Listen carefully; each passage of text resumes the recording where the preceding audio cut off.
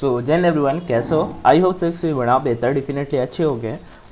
काफ़ी सारे कैंडिडेट का डाउट आ रहा था कि भैया मोड ऑफ सिलेक्शन बता दीजिए। इंडियन एयरफोर्स का ग्रुप सी का रिक्रूटमेंट है, इसमें सिलेक्शन किस तरह से होने वाला है, क्या क्या एग्ज़ाम का पैटर्न होगा, कैसे क्या चीज़ें कंडक्ट कराई जाएंगी। तो डेफिनेटली मैंने कहा चलो कंप्लीट इन्फॉर्मेशन शेयर कर देते हैं। बेसिकली इंडियन एयरफोर्स पे फॉर्म फिलअप चल रहा है। लगभग 200 वैकेंसी हैं, 200 समथिंग कुछ 287 शायद, और जिसमें से एलडीसी पोस्ट के लिए 157 पोस्ट हैं। ऐसे में टोटल देखूं ओवरऑल तो 157 पोस्ट थोड़ा ठीक ठीक लगती हैं, बट अगर वैसे सेंटर वाइज देखोगे तो कहीं पे 4 हैं, कहीं पे 5 है, क्योंकि सेंटर काफ़ी सारे हैं। ठीक है, तो डिवाइड है पहले से ही, पेपर एक ही जगह पे होगा, ये चीज़ क्लियर है। मुझे ऐसा लग रहा है कि पेपर जो होगा आप सभी का दिल्ली पे कंडक्ट कराया जाएगा। Offline form filling already start है, जिसे फॉर्म फिलअप करना है कर दीजिए। ऑर्डिनरी पोस्ट करना है, फॉर्म फिलअप का वीडियो मैंने ऑलरेडी बना दिया है, चैनल पे जाके देख सकते हैं, या फिर आई बटन पे लिंक दे दूंगा, या फिर आप टेलीग्राम पे भी जाके देख सकते हैं। अब फॉर्म फिलअप करने के बाद जब आपका फॉर्म वहाँ पे पहुँच जाएगा तो फिर सबसे पहले क्या होगा, सभी लोगों के जब फॉर्म वहाँ पे पहुँच जाएंगे, 4 तारीख आपका लास्ट डेट है। जैसे ही फॉर्म फिलअप पहुँच जाएंगे फिर उनको स्क्रूटिनाइज्ड किया जाएगा, आई मीन चेक किया जाएगा कि जो डिटेल्स उन्होंने मांगी हैं सारी सही हैं कि नहीं।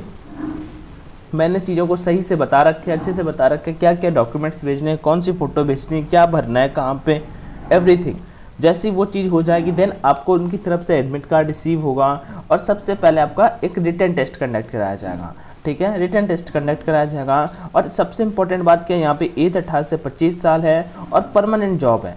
ठीक है, और ये भी इम्पोर्टेंट है कि एलडीसी पोस्ट के लिए है, मतलब कि टाइपिस्ट के पोस्ट के लिए है, हिंदी टाइपिस्ट के लिए है, और क्लर्क के लिए एलडीसी के लिए है, तो ज़्यादा मेहनत आपको यहाँ पे नहीं करनी पड़ेगी। आगे बढ़ते हैं, आप अगर मोड ऑफ सिलेक्शन की बात कर लेते हैं। All application will be scrutinise. सबसे पहले यही सारी चीज़ें, जिसमें आपका एज लिमिट देखा जाएगा, मिनिमम क्वालिफिकेशन देखी जाएगी, उसके बाद आपके सर्टिफिकेट देखे जाएंगे, उसके एलिजिबल कैंडिडेट जो होंगे उनको बुलाया जाएगा रिटन टेस्ट एग्जाम के लिए। सबसे पहले यहाँ तक का प्रोसेस आई होप आप सभी समझ गए होंगे। अब जैसे आप सभी रिटन टेस्ट पहुँचेंगे तो रिटन टेस्ट में आप एलडीसी या हिंदी टाइपिस्ट 2 पोस्ट हैं, उसके तीसरी पोस्ट भी है एक ड्राइवर वाली, उसका भी सिलेबस मैं आपको बताऊंगा। एलडीसी हिंदी टाइपिस्ट वाले में आपको जनरल इंटेलिजेंस देखने को मिलेगा। मैं प्रीटी श्योर हूँ कि यहाँ पर सर आपको 25 क्वेश्चन देखने को मिल जाएंगे। उसके साथ ही साथ इंग्लिश लैंग्वेज के 25 क्वेश्चन आपको देखने को मिल जाएंगे, मतलब इंग्लिश के ईजी होती है, ज़्यादा डिफिकल्ट नहीं होती है। न्यूमेरिकल एप्टीट्यूड मैथ्स के 25 क्वेश्चन आपको देखने को मिल जाएंगे, और जो एट लास्ट होता है जीएस जनरल अवेयरनेस, इसके भी 25 क्वेश्चन आपको देखने को मिल जाएंगे।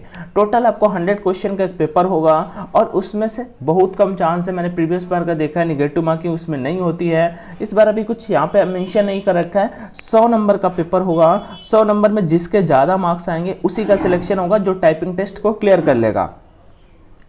ठीक है, 2 पोस्ट है यहाँ पे एलडीसी के लिए, हिंदी टाइपिस्ट के लिए। तो ये आपका एग्जाम पैटर्न है, general intelligence, English language, numerical aptitude, general awareness. हाँ, अगर आप प्रिपरेशन करेंगे तो वैसे कट ऑफ प्रेडिक्ट कर पाना अभी से वो है, बट एटलीस्ट आपको 70 नंबर तक स्कोर करना होगा 100 में से 70 स्कोर करना होगा। ईजी नहीं है, बट इतना तो भाई करना पड़ेगा। रीज़न इसके पीछे का यही है कि पेपर अगर निगेटिव नहीं हुई तो ये कट ऑफ और भी ज़्यादा जा सकती है।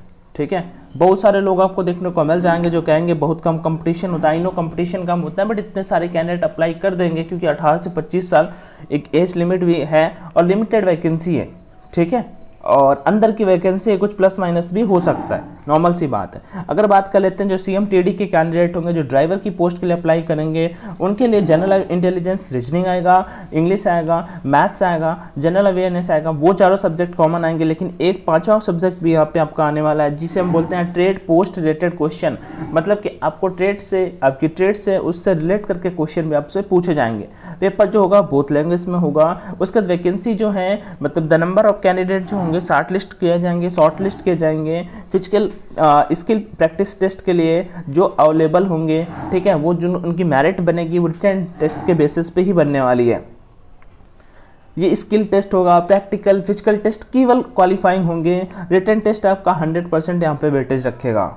ठीक है, shortlisted candidate are to bring original certificate. जो भी शॉर्ट लिस्टेड कैंडिडेट होंगे जिनको बुलाया जाएगा उनको आपको ओरिजिनल सर्टिफिकेट ले जाने होंगे, कॉपीज ऑफ एनेक्सर अटैच्ड। ठीक है, लास्ट डेट जो होगी ऑनलाइन एप्लीकेशन की 30 दिन कि मिलेगी आपको एडवर्टाइजमेंट के बाद से। तो ऑलरेडी फॉर्म फिलअप इसका स्टार्ट हो चुका है। फॉर्म अप्लाई करने का तरीका मैंने आपको बता दिया है, फिर से मैं बता रहा हूँ, यही 4 सब्जेक्ट आप सभी को पढ़ने हैं, इन्हीं पे जितना स्कोर बनेगा उसी से आपका सिलेक्शन होगा। फिर भी अगर आपको कोई डाउट आ रहा है, फॉर्म फिलअप का वीडियो मैंने ऑलरेडी बना दिया है, उसके बाद आपका सिलेबस मैंने ऑलरेडी बता दिया है। सेकेंड टास्क जब आप ये चीज़ें क्लियर कर लेंगे, देन आपका वहाँ पर टाइपिंग टेस्ट होगा।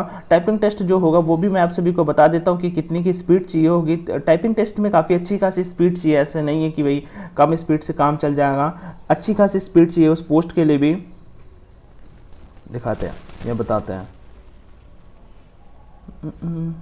ये तो फॉर्म है, फॉर्म मैंने टेलीग्राम पे ऑलरेडी शेयर कर दिया। ऑनलाइन एजुकेशन के नाम से अपना टेलीग्राम चैनल है, जो भी कैंडिडेट नहीं जुड़े हैं वहाँ पे डेफिनेटली जुड़ जाइएगा, ठीक है।